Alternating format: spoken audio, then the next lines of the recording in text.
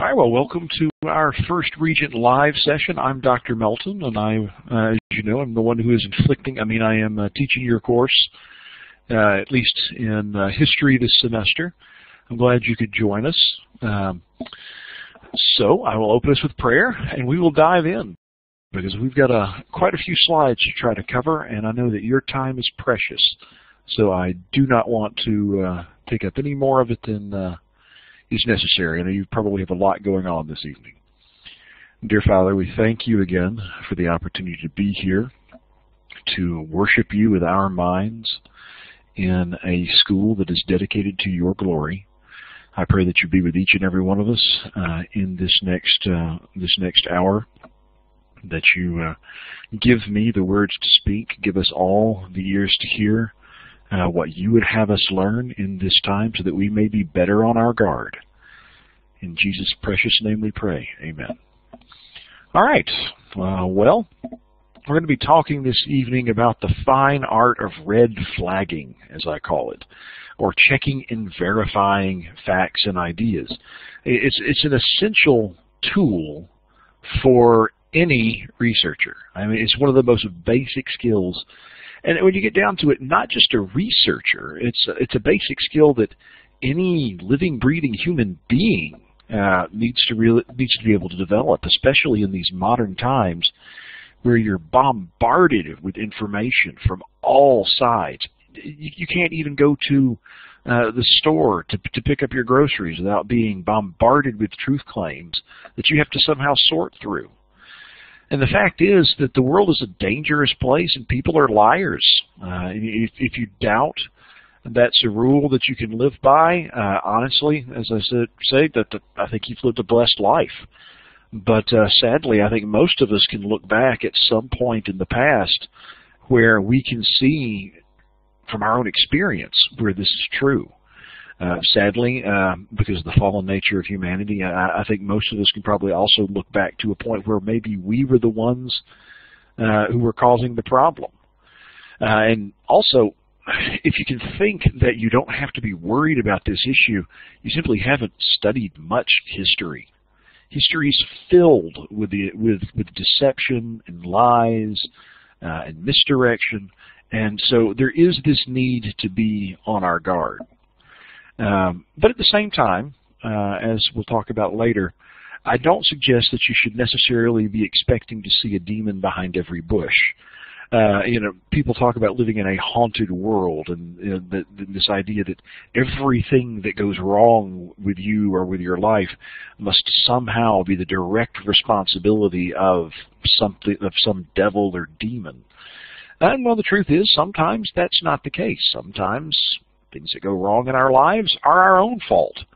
And so we can't necessarily look for something behind every bush. Well, the same thing's true of dishonesty and mistakes and inaccuracies.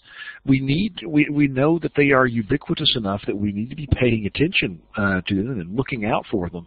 But at the same time, we can't just assume that everywhere there's going to be one. Even when people are honest, they're still human, and they are therefore fallible. And so, again, if we think about some of the mistakes that maybe we've made in our lives, it should help us to understand why this is worth our time. And to be perfectly frank, this is probably going to be, I have found from the times that I've taught this before, that this is one of the most useful skills that historians will develop, because whether you're talking about specific history or whether you're talking about dealing with what the latest politician has claimed on television, demanding that you go vote for this or that idea or this or that movement, or you're standing in line at the supermarket, or someone's trying to sell you a car. All of this process of verifying facts and ideas to know whether they are accurate or true or not is something that's just absolutely indispensable. And the problem is that very often historians, I've found, don't study verification directly. And what I mean by that is, at least from my experience, when I was going through getting a BS and then an MA and then a PhD, I actually can't recall very often, if at all, where I had a professor actually sit down and say, these are some tools that you would use to try to identify which facts and ideas are reliable and which ones aren't. What they did was they sort of did it in practice. They would go through and you would learn it in the midst of the battle, so to speak. And so I find that we often don't know quite as much about it as we think we do. Because there's something to be said for pulling it apart like we're doing here and actually taking the time to look at it and look at it as a formal study. And so what we're going to do tonight is not an exact science. Verification involves a firm grasp of your topic, a logical, analytical mind, common sense, and most importantly, you've got to care. You've got to have this driving desire to know the truth, to know whether or not that the history that you're writing is correct, that this actually happened, or what this person is telling you is actually real, and then the extent to which those things are true. Because a lot of times there are partial truths. And when you get into it, you find out that maybe everything isn't exactly as it seems, but there's actually still things to be learned here. So my goal this evening in this really whirlwind tour is to try to give you a toolkit. I can't give you a checklist. And of course, the difference between a checklist and a toolkit is a checklist is supposed to work every single time you need to use it. So if you're a pilot, you sit down and you go through your checklist and you check all of these things on your aircraft because that's what you do to make sure you have a safe flight. Well, the situations that you're going to run into out there are so diverse, and they are so they're going to come from so many different angles and deal with so many different issues that there's no way I can give you a checklist that you could go through, and every single time it's going to result in what we're looking for. So instead, what I'm trying to do is give you a toolkit, give you things that you can use at different points in time in order to actually determine whether something is reliable or not. And so it's up to you to figure out how to best apply each unique tool to each unique situation. And I am not suggesting, of course, that you have to apply every given tool to every given source. These tools will hopefully let you recognize those red flags I talked about. And that red flag signals danger. And once you see that red flag go up, they tell you that you need to look at something more closely, and they give you the means to do so. Because the worst thing that can happen, unfortunately what happens many times, is that we actually don't even realize that there's a problem. We simply accept things without criticizing them, and I mean this in a positive sense, without criticizing them thoroughly. And so what I want you to do when we're done with all of this is to have some of these ideas that you can use to identify, and if nothing else, when you see something that is off, it'll let you know. It'll be waving that little red flag in your face, saying you need to pay closer attention to this. So probably the easiest way, if you're looking for a very fast and dirty, very quick way to find reliable facts and ideas when you're doing your research for your papers or for your senior theses, is just to stick to the sources you can find in the university library. Now, of course, I'm not saying that everything that you find in the library is going to be perfect, that everything you find in the library is even going to be true.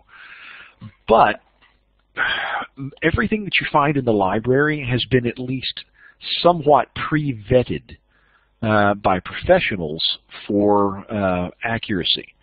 Librarians are paid professionals who first try to keep worthless sources off their shelves. So a lot of the junk that you're likely to come across on the internet when you just do a general web search, you're not going to find in the library, because the librarians, working in conjunction with your professors, have tried to weed out a lot of that. And then secondly, there are people who are going to try to help you find the very best sources. So first, going to the library to begin with and not just going to Google and typing in a search. And I don't remember if I'm going to mention this later, so I'll mention it now. If you're not sure about how Google or Alta Vista or Yahoo or whoever, but Google in particular, if you're not sure how and why the search results that pop up there are the ones that pop up there, quite frankly, it's because someone paid for you to see them. Google makes money based on AdWords. And so somebody will go in and they will say, okay, I want to sell this particular, I don't know, this particular brand of milk. And so they will go to Google and they will say, I will pay you this amount of money for every time somebody searches the word milk to have my search results pop up first. And what they're banking on, and what Google's banking on, is the fact that most people don't go any farther than the first result, the first set of results, the first page of results. And so every single one of those links that you see from a search engine, it's not there because it's the best fit for your search. It's there because someone has paid for you to see this. And of course, that doesn't necessarily mean they're being accurate. So first thing is I would suggest is don't just Google things if you can help it. Go to the library, and I don't know about you, but the longer I have been researching, there's this temptation to think I've got it under control. I don't need to worry to bother the librarians. But that's what the librarians are there for, and they are professionals who specialize in finding sources for you. So go ahead and ask. Don't leave them underutilized. And yeah, I'm not saying don't rely on them entirely. Don't think that they're the only thing you need to do. But I would definitely make an appointment with the librarian to ask about all of the different possibilities that are out there. And then second, related to that, stick to scholarly books and articles from other scholarly sources. In general, avoid popular outlets in this type of context, especially for those of you in 401 looking toward 497. You want to have everything in this paper being scholarly and professional. So, in a nutshell, a scholarly source is one that is written by scholars for scholars. It is intended to be extremely accurate. Popular outlets are not necessarily inaccurate, but their goal is not to supply all of the needs of scholars. And their goal is oftentimes not even to be entirely 100% accurate. So, for example, the History Channel and all the documentaries you see on the History Channel, they're fun. They're great to unwind with at the end of a long day, but their purpose is not to equip you with the full picture of whatever they're talking about. Their purpose is to keep you watching television until the next commercial break. They're there to make money off of you, not to actually teach you the truth, the whole truth, and nothing but the truth. You have the same issue with things like PBS, for example. PBS is some good stuff, but PBS is a very general, popular outlet that's its goal is substantially different from the scholarly sources that you would be looking for, especially in a senior capstone paper. So stick to those scholarly books, hit the library first. That's probably the simplest way to try to find things that you can think are reliable. Another big point is just simply to be well read. You should really constantly work to improve your mind and expand your experience. And I say this because so many times we take this for granted. We just sort of assume that whatever I am thinking must be sort of state of the art. It does not need to be challenged because, hey, it's me. I know myself. I'm a pretty smart person. But the simple fact is, and people don't like to hear it, is that if you aren't constantly putting new and intelligent pieces of information inside your head, there is nothing intelligent that can come out. People don't like to hear that in the days of social media, but especially from the perspective of history and historians, historians don't care about what your opinion is. They care about what you can prove and what you can show through evidence. So the very first thing you can do is make sure that you are as in shape mentally as you can possibly be. So it's the same as in self-defense in real life. The better physical shape you're in general, the better able you are to defend yourself. Now, of course, because of course, in that type of situation, you don't know what physical threats you might face. So you try to be as generally well defended and in as good a shape as you can. That way you can deal with anything.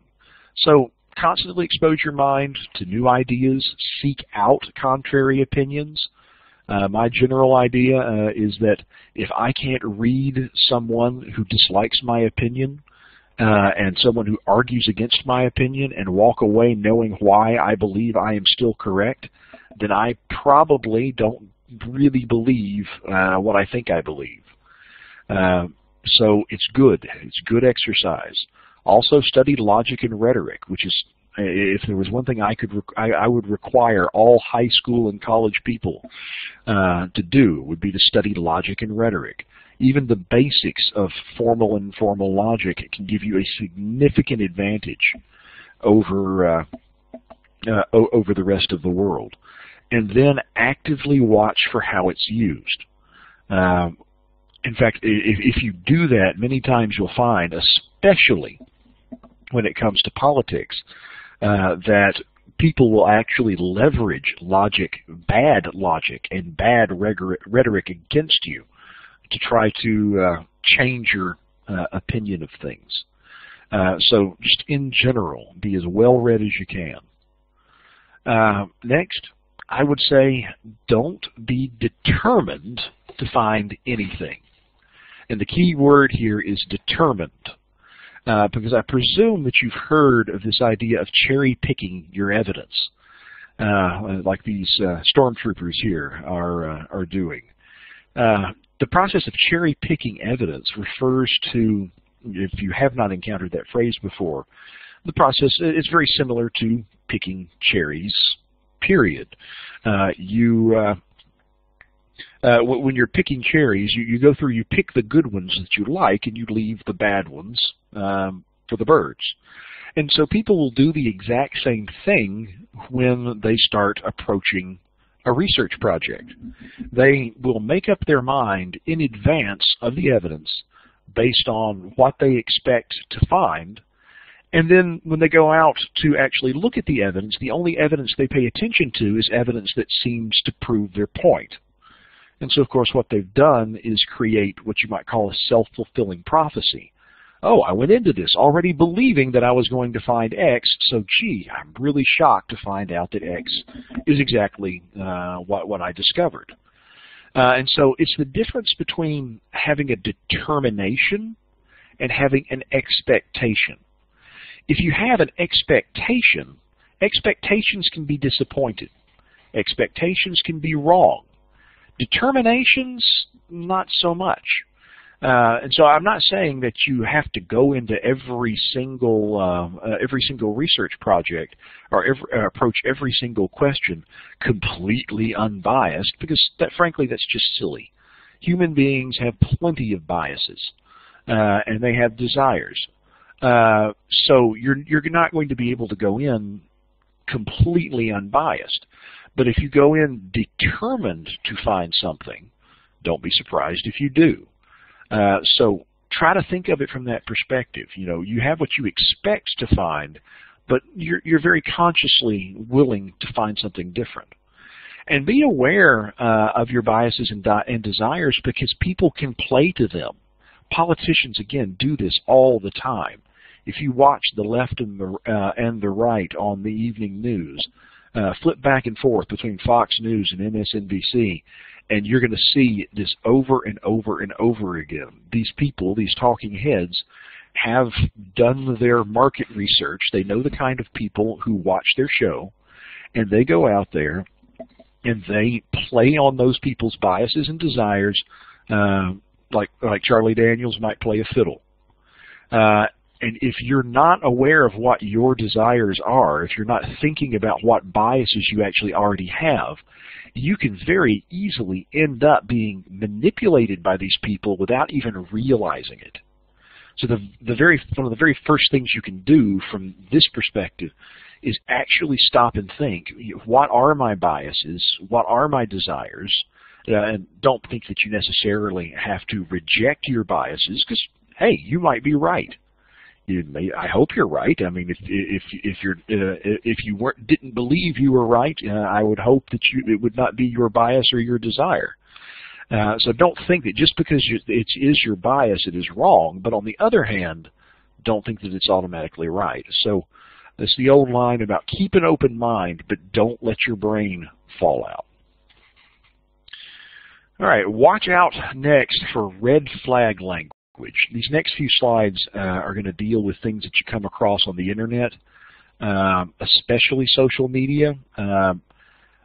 I will say this again, especially for people who are working in 401, do not use anything from social media in your paper, unless, of course, for some reason it's the history of social media that you're working on. Social media is a minefield. So in general, try to avoid it. At the same time, the reality is social media is, once again, ubiquitous. Many of us spend hours a day looking at it, and we come across some stuff that we may actually want to try to use or utilize or whatever. So that's why I think this is useful. So there are certain words that can alert you to the possibility of trouble, especially on the internet. Highly subjective language is popular in something called clickbait. The point of clickbait is not to give you truth. It is not to prepare you for anything. The point of clickbait is to get you to click the blasted link. Because when you click that link, you click through, and the person who wrote that gets paid. It doesn't matter what you do once you get there. The fact that you've clicked it just means that they're going to make their half a cent or whatever it is. So they write things specifically to try to provoke a reaction. The words "you" and "your" are top scorers. For one, especially in terms of scholarly research, if you come across something that addresses you individually, that should set off all kinds of warning bells, because that is very clearly not objective. This person is not trying to tell you the truth. This person is trying to manipulate you somehow. So they provoke reactions, envy, hope, desire, none of which necessarily has anything to do with the truth. They often have titles that challenge. You won't believe this one weird trick. I don't know why they think that the word weird gets so many clicks, or maybe it does, and I don't know why the word weird gets so many clicks. Titles that are phrased as a question, asking what you think about something, or do you know about this? Of course, when you read a question, if it's a properly phrased question, you're going to want to hear it answered, and so you click through. And probably what you find is going to be very, very shoddy at best. Also, highly inflammatory language is popular in sensationalist articles. This is, I guess, I don't know if you call it the step up from clickbait or the step down from clickbait. A lot of the fake news cycle that people have been talking about on the left and the right is framed around this highly inflammatory language. Emotional language that tries to get you wrapped up in it. They want to frighten you. They want to make you angry. They want to make you sad. All of which, again, they're trying to manipulate you, not give you truth. So words like terrified, embarrassing, explode, ruin, horrifying, traitorous, nightmare. It just keeps going on. And when I pull them out like this, it sounds like, well, why would I look at that to begin with? But keep an eye on your surfing habits over the next few weeks, and I think you'll find that some of these words, even on major news outlets, can be slipped in without you even realizing it. You know, so you talk about the explosion of anger at thus and such. Something I saw just say the whole situation over those the Catholic school students who were involved in that protest outside the March for Life. You see tons of this kind of language, even in the supposedly normal news reports. So do keep an eye out for it, and when you see it, you need to go in with your guard up, because there's probably somebody trying to manipulate you in some way, shape, or form. Another thing you can do, and this is one, again, you won't have to worry about this when it comes to to dealing with the library. But when you're just on the general internet, it is worth paying attention to. Look at the quality. You know, are there hordes of spelling and grammar errors? Is it written in all caps, which I presume you know means that that it's being shouted. A lot of people actually don't understand that, but in most etiquette, all caps means shouting. It isn't just an emphasis. Ask, you know, when was it published? Is this old news that was dredged up to look like new? I've come across that before. You come across a new cutting-edge story on something that you're interested in or you're researching, and when you actually get into it, you find out that the events that they're talking about happened not last week, they happened 6 months ago or 10 years ago or whatever. And this is somebody rehashing an old idea in the attempt of getting attention. Is the language on a 4th grade level or somewhere similar? If it's really, really, really basic, probably not what you're looking for. Another one that should send off some sort of warning is what I call the Shutterstock red flag. When you look at the images, are the images clearly accurate, original, and as far as you can tell, undoctored? And I really can't emphasize that enough, because Photoshop by itself, and of course now they're getting to the point where it's actually possible to edit live video. You say, how do you edit live video? Most live video is actually on a 5-second delay, and there are computers now that are capable of intercepting that delay and editing the image before it is passed on. Now, I don't know of any place, thankfully, that's happened in real life. I've seen it done in examples. Oh, I'll take it back. I can think of a very basic one. When you watch the Super Bowl this year, and you watch those animated lines that show where the first down markers are and whatnot, that is someone live editing, live feed, and inserting things into the image. And of course, the Photoshop has just gotten to be absolutely incredible. Previously, there were ways that you could sort of tell. You could look for pixelization around where something had been edited. But the really, really, really good stuff, you may not be able to tell anymore. So keep a close eye. And I say the Shutterstock red flag because a lot of times when you're dealing with something that's fake, or you're dealing with something that's misleading, the person who wrote the article does not have real images. And sometimes that's simply because what they're talking about is actually false. It's incorrect. And so you can't have an image of something that didn't happen or happened a different way. But of course, everybody expects there to be some kind of image on whatever page they're looking at. So what they'll do is they'll go out and they'll hit Shutterstock, which of course is a huge repository of images, or something like Shutterstock, and they will purchase the image and they'll put it on the front page. And the person who's reading this makes the assumption that, oh, this must be an image of what this person's talking about, when the truth is it has absolutely nothing to do with it. And again, this may seem like something that you should be able to easily see, or why would you have to worry about this? Another more relatively recent example. If you were working with international relations, the Iranians actually have done on a regular basis done things like modified their images of their announcements to make things look more intimidating than they otherwise would. I remember one in particular. They did a test of a mid-range missile, and the image that went with the test showed 6 or 7 missiles firing all at once. Well, turns out when somebody dug into it a little bit, there was actually only one missile in the picture.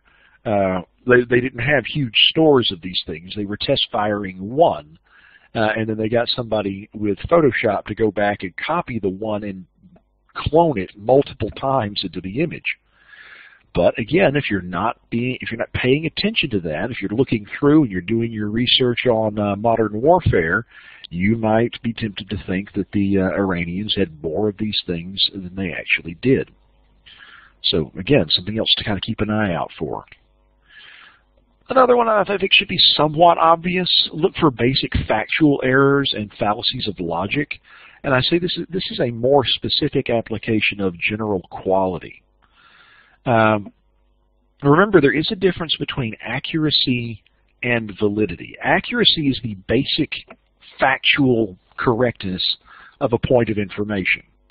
Validity is the proper application of logical laws when reasoning from certain facts to specific conclusions.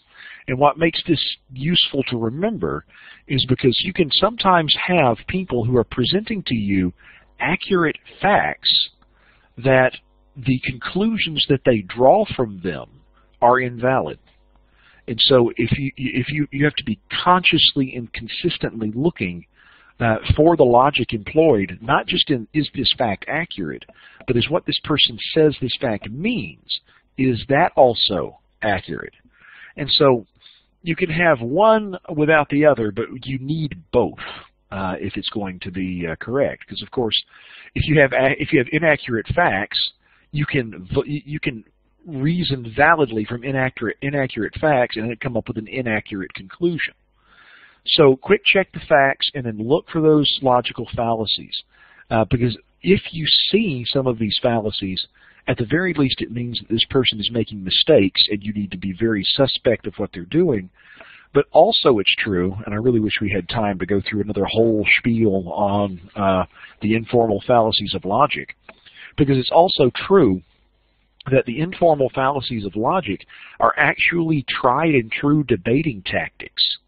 There are people who will intentionally insert fallacies into their arguments because these fallacies can be successful in forcing you to change your opinion if you don't catch it. So pay attention for those fallacies, and there are some of them in particular that if you see them, you need to go the other way as quick as you can. Check into the author. Look up the author's biography. Before you really start relying on any one thing or any one book or article, really find out something about the person who wrote it. Because when you get down to it, an article or a book is only as good as the person who stands behind it. So where is the author from? Where does the author work? What does the author have any degrees in what? How does the author identify? What does the author identify as? What does the author consider important? These are all things that are very, very, very important to pay attention to, because when you really get down to it, books are good things. I've written several myself. I'm not knocking books. I'm not knocking authors. But I do think we have a tendency to overly idealize books, especially scholarly books. We kind of get this idea that if it was written down in a book, it must be true. Well, don't get me wrong. The things in my books I hope are true. I've tried my best to make sure that they were true. But in the end, I'm a human being. And it is very possible that I made mistakes. It is also possible that maybe I did everything right, but some of the evidence was not available to me when I was writing one of my books. Let's say somebody makes a discovery of new evidence that changes the way I should have looked at things. So books really are sort of the expression of the person who's writing them. And that means that that's going to be the expression of their limitations and their successes. So you have to be you have to be aware of the author of a book and what the author's saying, just like you would be aware of the professor standing up in front of your class, or just like you would be aware of the politician or the used car salesman, for crying out loud. So all these sorts of questions can alert you to possible biases to look out for. Because let's say that you're reading a book that is a very strong critique of the Democrat Party, and you're going through and you're like, man, this is pretty potent stuff. I wonder how accurate it is. And then you flip it over and you go, oh, it's written by Sean Hannity. And you can do the same example going the other way for Rachel Maddow or someone like that. But the idea is that either one of those people have a very strong bias in that situation. And so I'm not saying you should ignore what they say. I'm not saying you shouldn't read what they have to say, but you should go into it with your guard up. Because it is very possible that what they're telling could be the absolute and complete truth. But if they have a bias, then this is something that could interfere with what they're doing. And then also I say, if you have trouble identifying the author or finding out anything about the author, that in itself should send up one of those red flags. Because if the person who wrote this does not have a darn good reason why they're hiding who they are, there's probably a reason why they're hiding who they are, and you're going to want to be very, very careful. And don't get me wrong, sometimes you come across things that legitimately have no author listed.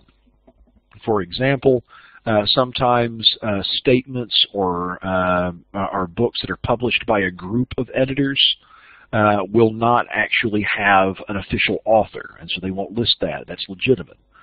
But in general, if the author looks like the author is trying to hide from you, then the author is probably trying to hide something from you, and so I would be careful. Another obvious one that is very, very important, I think we tend to overlook, is check out and verify the details. They say that the devil is in the details, and in this case it is the truth, because whenever somebody tries to put together something that is inaccurate, or worse, whenever somebody tries to put something together that is completely false, and intentionally so, it is virtually impossible to control all of the people connected in all of these complex situations and control all possible outcomes. And so what that means is, if someone's telling a lie, if you check enough points of their story, it will become obvious that they are telling the lie. To give you an example from my book on Henry Slocum, Slocum was a Union Civil War general who, right at the end of the war, for some reason, switched his party alignment from Republican to Democrat. And if you know anything about the Civil War, that was a death sentence in terms of his political career. He still tried to have one. Didn't work out horribly well. But in that 1865-1866 election year, he was running for office, and I came across an account from the Chicago Republican. It was a newspaper that was attacking Slocum, and it said that Slocum was such a horrible person that he had tried to actively prevent his soldiers from voting for Abraham Lincoln during the election of 1864. Now, of course, that would be a pretty potent accusation. So you find out that this guy actively tried to undermine Lincoln. Well, it wasn't unheard of. So how do you find out? Well, the very first thing, you should see the first red flag, the Chicago Republican. Yeah, Slocum was running as a Democrat. Do you think that the Republicans have any biases in this situation? Absolutely. So then you start checking the details of the account. Well, what's one of the most obvious things you could do? This makes a claim that Slocum prevented his soldiers from voting. Why don't you go find out if you can find accounts of soldiers voting? And so that's what I did. I started digging into diaries, and it didn't take long before I found a diary entry for Slocum's men that said, "I voted today." And that was all it said, too. It wasn't, "I had to overcome General Slocum's insane orders to go and successfully vote." They acted like it was no big deal, like nobody got in his way, nobody caused any problems. So it was pretty clear that this account was a complete falsehood, at least based on the evidence that I was able to find. And so if an account is outright false, if it's even just mistaken, you're going to find those details that don't line up. So look for multiple accounts of the same events told from different perspectives by people with no direct connection. One thing I will say on details, you got to remember too that no two witnesses are going to see the same thing the same way. And that is actually a point usually in people in the favor of a narrative. Because if you come across, let's say, 5 different accounts from 5 different people looking at it from 5 different angles, and they all say exactly the same thing, that actually, from a legal standpoint, sounds like it's been rehearsed. That's one of the reasons why, when you look at the differences between the Gospels, was there 1 angel at the tomb or was there 2 angels, those kinds of small differences actually are not a problem for the biblical text. It's actually a very positive thing because it shows that these are real accounts. They're not real contradictions. They're just differences in point of view.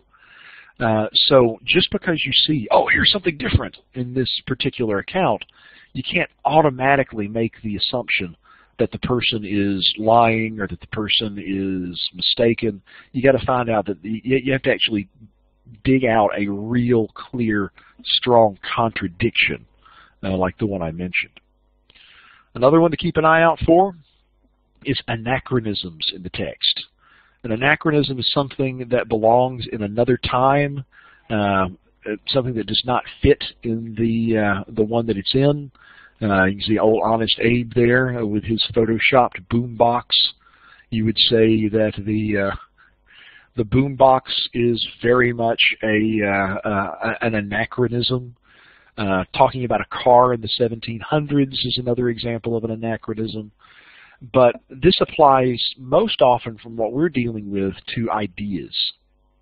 And I gave a couple of examples here. One of the problems that people will sometimes have is they'll make a statement that takes a modern idea or a modern experience and imputes it back onto a time when that did not belong.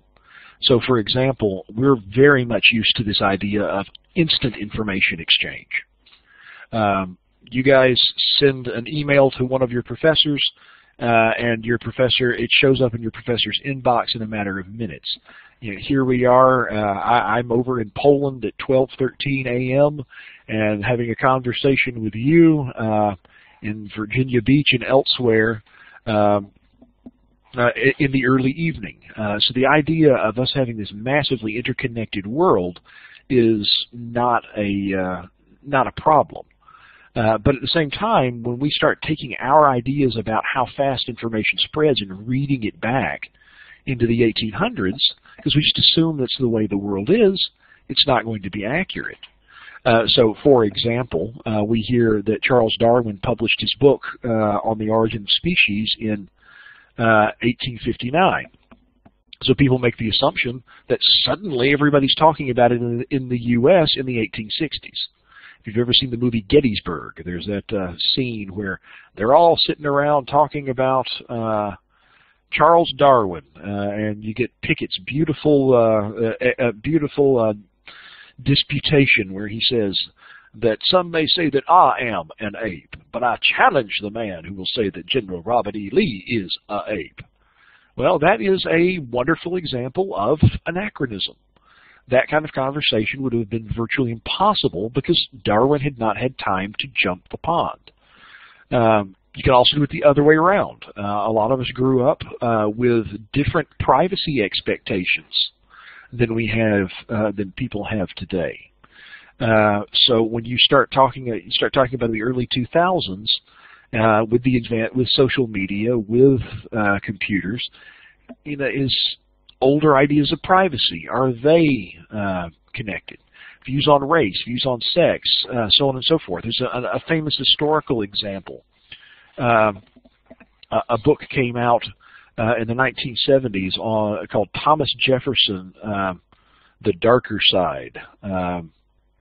It's very close to it. It was based on and what it basically did was it went back and exposed all of these really controversial things about Thomas Jefferson, and the conclusion was that Thomas Jefferson was an awful person. So Thomas Jefferson went for loyalty oaths. Thomas Jefferson owned slaves. You know the basic idea.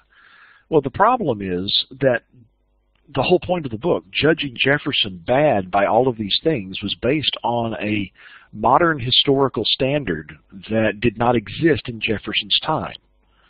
So really, when you get down to it, the whole book as history serves no particular purpose, because all it tells us is that a modern activist in the 1970s would not like Thomas Jefferson. Okay, well, you can tell us that in a lot shorter time. It doesn't tell us anything about how Jefferson interacted with his world. It doesn't tell us about who Jefferson himself was or the ideas that he had available to him. It's another case of anachronism. And anachronisms can be tricky because if they're done right, they can be very, very subtle. So you don't necessarily realize they're there. Another question to ask is, how long has it been? Pay particular attention to dates. The distance between when an event occurred and when the account you're examining was recorded. And again, for history, this is a big one.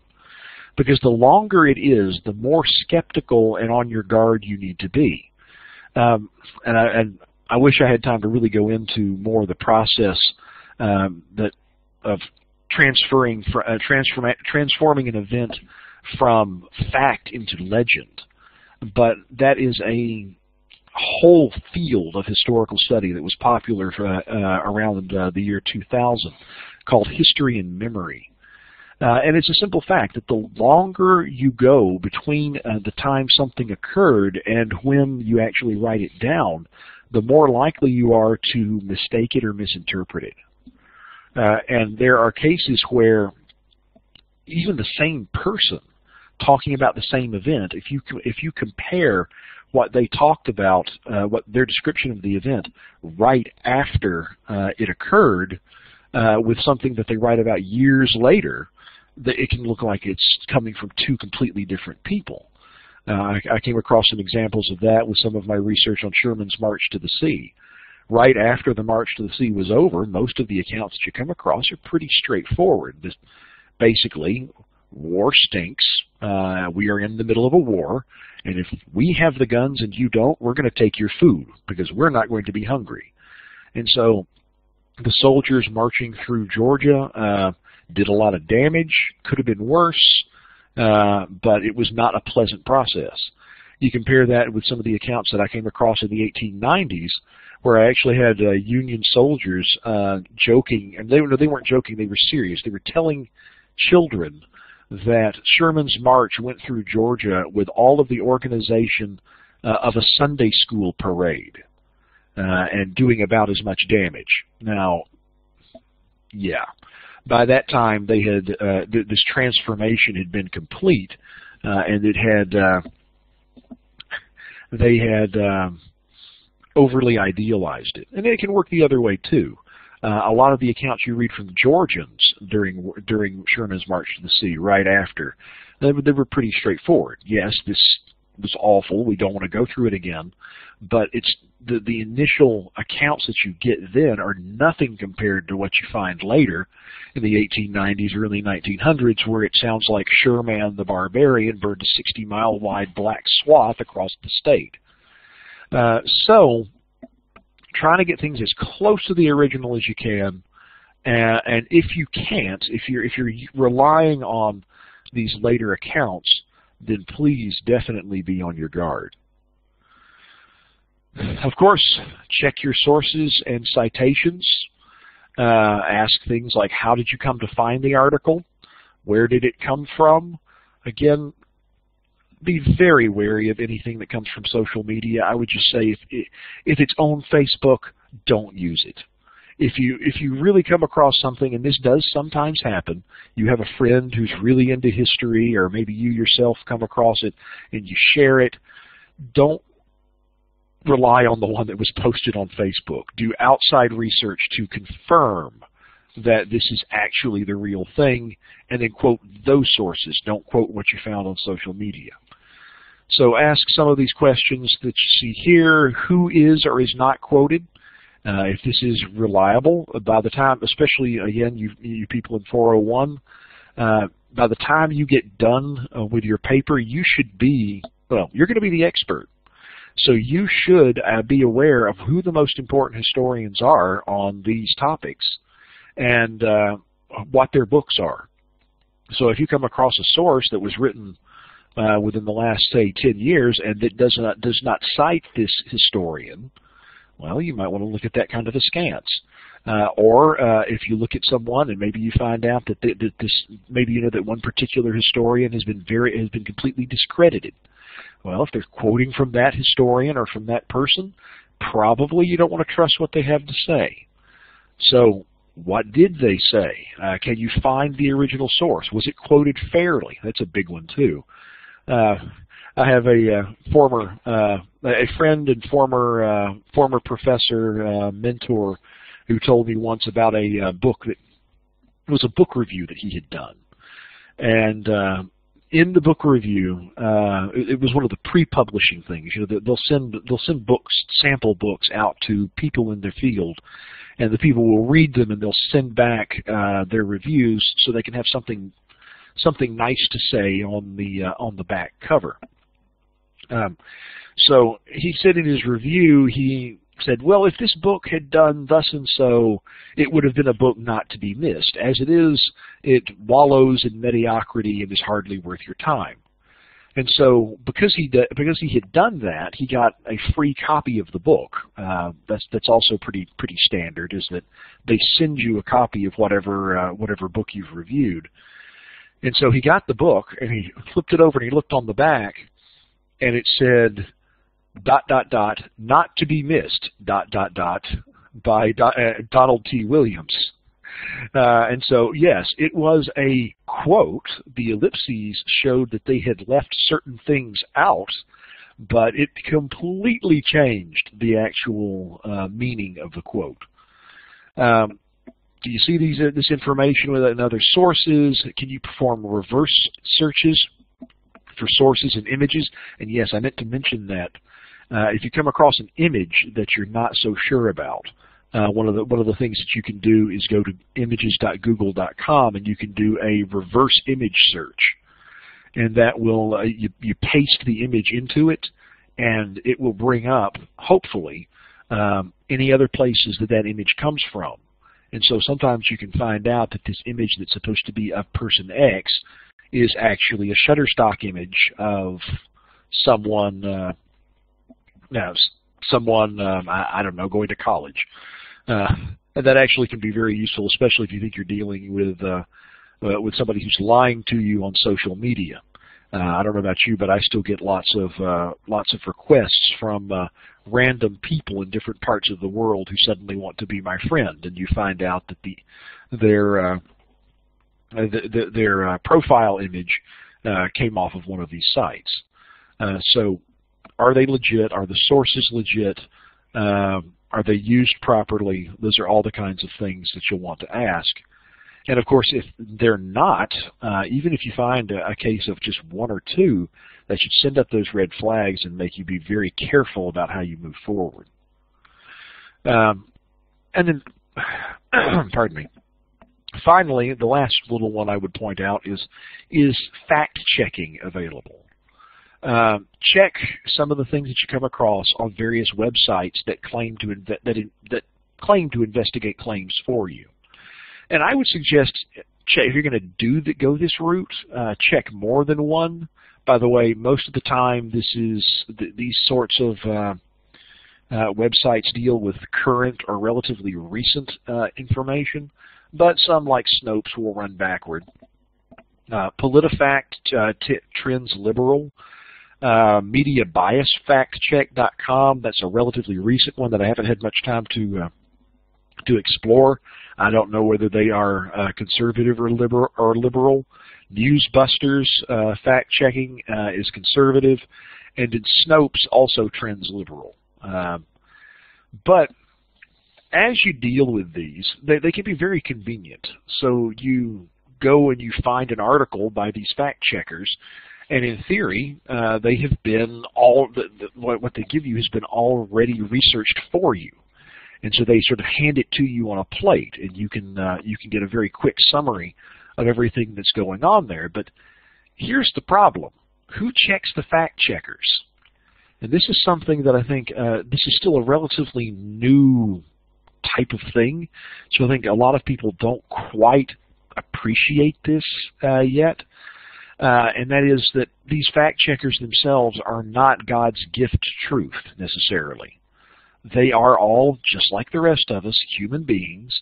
They've all got their biases. They've all got their opinions. And so just because you come across something that says it is this way or that way on a fact-checking site, you can't automatically assume that it's true. I know that's definitely the case with Snopes. Snopes, I've come across things on Snopes that they call a myth that I actually know is a fact. I don't remember them off the top of my head. And you'll see these others too. And what's worse is in the modern political sphere, and sadly, American politics is more polarized than it has been, I would say, probably since right before the Civil War. In this polarized world of politics, you've got both sides desperately attempting to leverage perception of the truth over the actual truth. And so what they've learned is that you can set up a fact-checking website, and people will go to it and they'll just say, oh, this is a fact-checking website. I read this on a fact-checking website, therefore it must be a fact. And if you doubt that, I would say give it about 3 to 6 weeks. Pay attention to your Facebook news feed, and I can almost guarantee you that you're going to see someone throw Snopes at someone else with this sort of absolute finality like, well, Snopes said it, so there's nothing else to discuss. Well, there is, because Snopes is not necessarily the most objective website out there. Some of the stuff they have is good, some of the stuff they have is bad. When you really get down to it from that perspective, it's a lot like any news site. You can't just go to any particular news organization and expect them to always be 100% right and 100% without bias. They all have their biases. And these fact checks are kind of the same way. And so, in general, I would say be careful not to overvalue these. They do not let them try to replace your own thinking. That's the number one danger with this, is that if you go to if you have a favorite fact-checking website, you basically outsource your verification to them, and you accept it without thinking about it, in which some cases people can take advantage of. All right, one more slide, and we will call it a night. After we've been through all of those, just some common sense limitations for us. First, you need to understand what you're aiming for. As I said before, there is not a demon behind every bush. So whenever you approach a source, don't be determined to find something wrong with it, or to find a certain kind of thing wrong with it. Because even though it is a very real possibility that you could end up with something significant, it doesn't always mean that you're going to find it. That's another fallacy called the furtive fallacy, where basically you make up your mind before you even look at the evidence. There's something wrong about this. And just like we said with cherry picking, if you decide before anything else that there must be something wrong with this, you're going to find it, whether it's actually there or not. You can make it that self-fulfilling prophecy.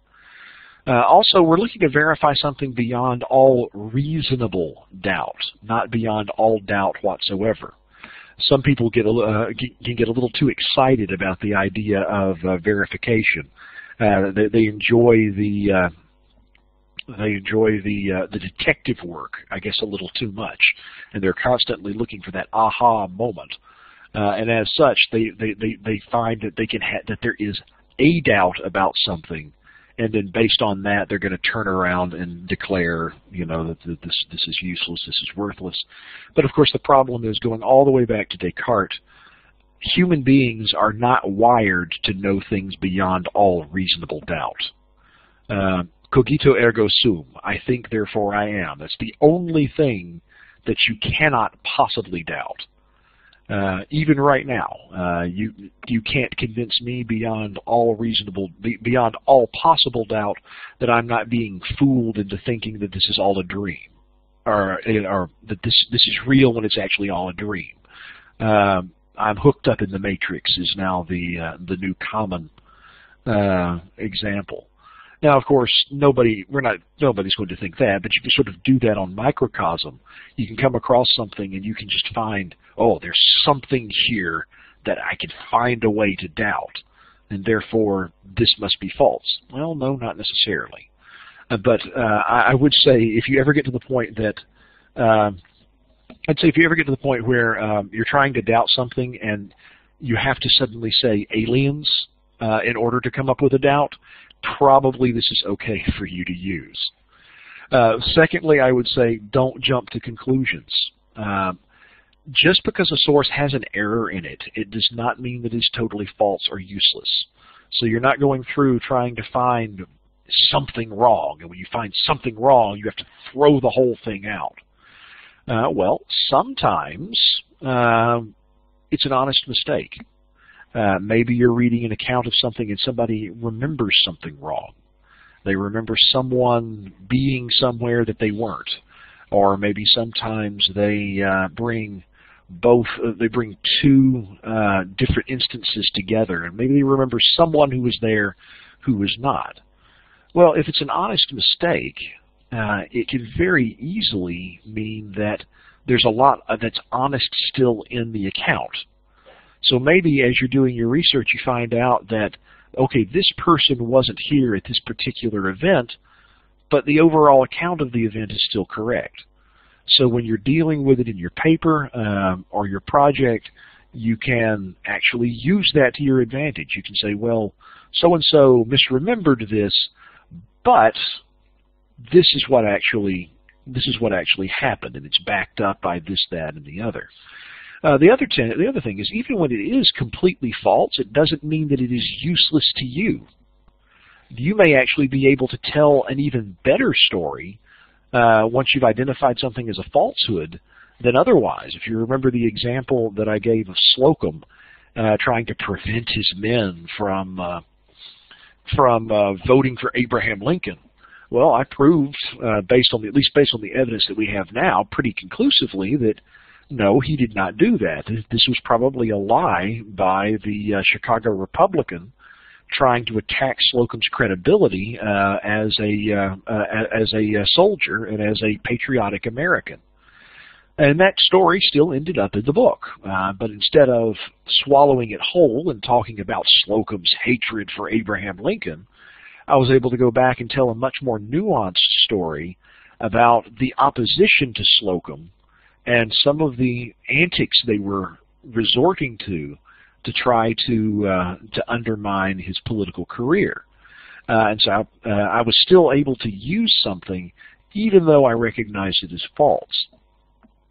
Remember that common consensus doesn't necessarily prove or disprove anything, and you'll notice that I sort of left that out of your toolbox.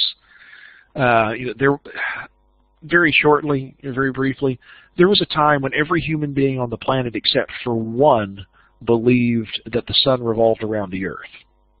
So just because everybody thinks so, and just because even every smart person that we know of thinks so, that doesn't actually prove anything. So, again, in this case, don't get me wrong. Here's a limitation on the limitation. If a lot of smart people think something, then it's definitely worth your time to check into. Don't ignore what smart people think. But you can't base your entire claim on just the fact that so-and-so said this or that everyone says this. So common consensus doesn't necessarily prove or disprove anything. Remember that there will be times, sometimes, when things just don't add up, especially for historians. When you start digging around out there, you may find out that you've got questions that you just can't legitimately answer. Why can't you answer them? Because the sources don't exist anymore. Again, I ran into that with my work on Slocum. So unless somebody has found something since I published my book, nobody knows what happened to the man's papers. So there's lots of personal information that just wasn't available. I had to go back and comb the country and try to reassemble what I could when I was writing it. So there were certain things that I just had to say I don't know. For example, right after the war, Slocum had a huge jump in his fortunes. Some people said that was because he was stealing things on the march to the sea. Well, in the absence of access to his personal papers, we can't really say why it was. We don't know if it was because he was being dishonest or if it was because he was just a very good businessman, because he had been involved in businesses before the war. So in the end, your overall goal with this is to be honest with your readers and to show that you've done your research. So whether you are proving or disproving something, or whether you have to just come up and be honest with your reader and say, we can't identify this, we can't explain this one way or the other clearly because the sources don't exist. Your goal is to make it clear to the people who are reading your paper that you've done everything in your power to answer those questions. There's no stone that you've left unturned. And if you've done that, I think you'll be in good shape. And all right, thank you very much.